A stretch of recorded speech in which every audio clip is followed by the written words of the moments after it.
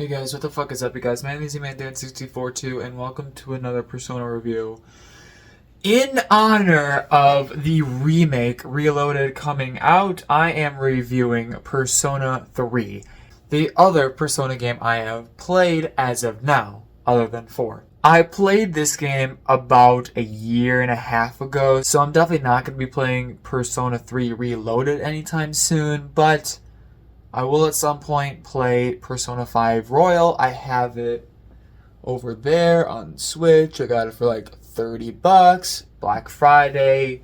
Black Friday 2022. And I still have not played it.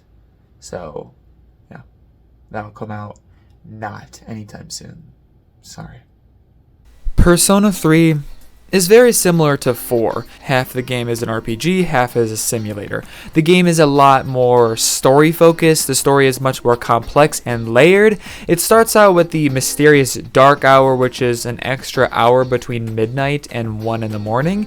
The protagonist, I'll just call him Makoto because that's his name in the movies. Makoto moves to the big city and he joins with a group called SEES, or the Specialized Extracurricular Execution Squad. The goal of this group is to investigate Tartarus, the main dungeon of the game, and defeat the shadows that are causing the dark hour. I played this after playing Persona 4, so I was really surprised that this game has a much grander and fantasy-like story. Persona 4's story was a lot more grounded in reality, mainly about a murder mystery. Persona 3 has a lot more supernatural things going on. The story is arguably the best part of this game, and it only gets better as we go on. During the Dark Hour, you'll investigate Tartarus, this massive building that appears from the school only during the Dark Hour. In my opinion, this dungeon is much better than any of the dungeons in Persona 4. Sure, it got repetitive very fast, but it was a lot more convenient to explore. You could just teleport to and from the floor that you left off on. Every boss floor had a teleporter on it, so that made boss battles even more convenient too. If you spend too much time in Tartarus, your party will get tired and not feel good during the day. It was easy to just go to Tartarus and scale a couple floors, or until your party couldn't anymore. The combat system is pretty similar to Persona 4. Battling can be simple and repetitive, but it's still very fun. Bosses can definitely take way too long, even the easy ones, but again, still fun. The fusion and arcana system are still great. The one major difference in Persona 3 is you could only command the main character. You cannot control the other party members, which sounds terrible, but it wasn't as bad as it sounds. The game was definitely more designed around it. You could still give them prompts like only attack or only heal, but it would definitely be preferable if you could just give them your own inputs. Just like Persona 4, this game is half a social simulator with a focus on social links again. This game introduced social links, so they are definitely not as developed as they were in Persona 4, so to speak. You cannot have links with any of the male party members, and the female party members you can't start until later in the game. The male social links are replaced with important moments and character growth in the story, which is great and all, but the females get that too, so what gives? There are social links for many male characters, so I don't get it. The links with the female party members are great, but I wish you could just start them earlier because I was not able to finish them. Especially Mitsuru's, whose link doesn't start until November, and Aigis, whose link doesn't start until January and is only available in Persona 3 Fez. The side characters' links range from really good to horrible, but most of them are in that middle range. The worst link by far is easily the Moon. Nozumi is by far the worst. His link is a mess and he is not a good character. Kenji is a decent character, but his link is just him wanting to hook up with a teacher. Yuko is bland as hell. Hidetoshi is a stupid, smug-ass prick. There are definitely a lot of great links too. Maya is one of my favorites. It's pretty funny and unique. Takaya is also really funny and unique. Maiko is surprisingly pretty impactful and sad. The best Persona 3 link is easily Akanari. This dude is dying, and it's really sad and tragic.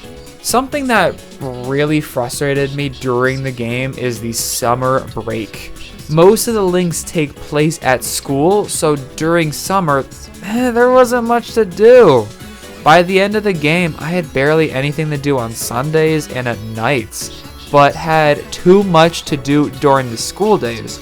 I wish the links were more spread out because there was a lot that I wanted to get done during the days, but I did not have enough time to.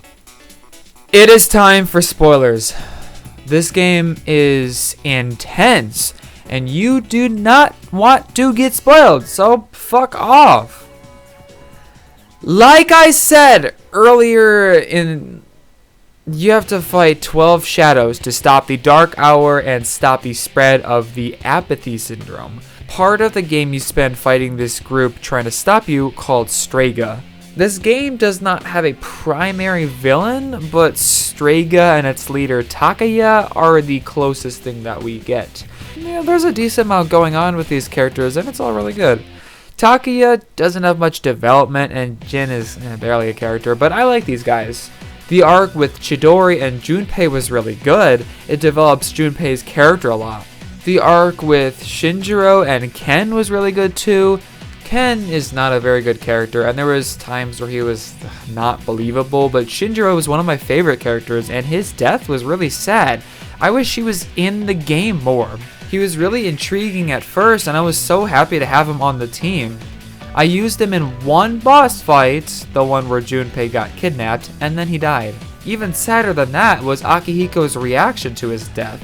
Akihiko is my favorite character in this game, and I think he had the best character resolution moment. That was after Shinji's death. I think all the character resolution moments were great, except for Fuka maybe.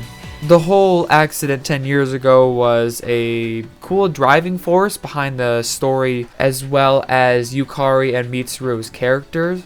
Later in the game, we are introduced to Ryoji, who changes the whole story. We learn about Makoto's parents and Nyx and the truth. We learn the chairman was evil. The story ramps up big time. I think Nyx is such a cool concept. I am intrigued by all-powerful god-like beings like Nyx.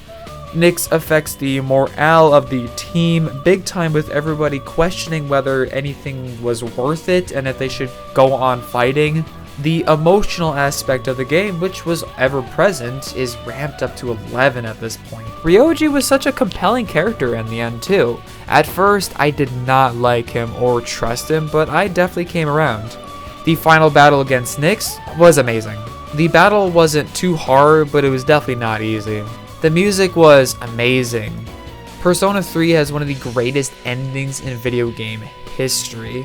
Makoto sacrifices himself in order to seal Nyx, and that final scene with him on Aigis' lap and everybody meeting them on the roof was such a powerful and emotional scene.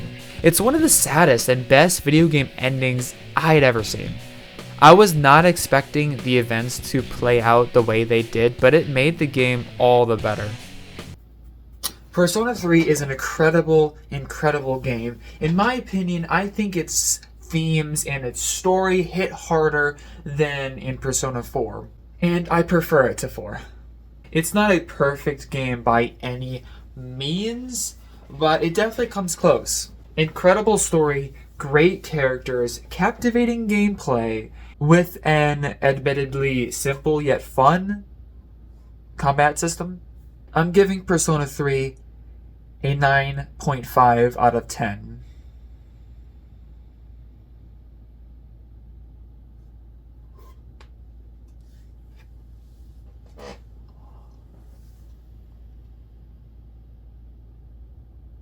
This is an amazing game. It's not for everybody, I suppose. Plus, it's a long game. It took me about 90 hours, but I highly recommend it anyway. It's probably better than Persona 5, but I'll make my opinion known about that when I get around to playing 5. Fuck you.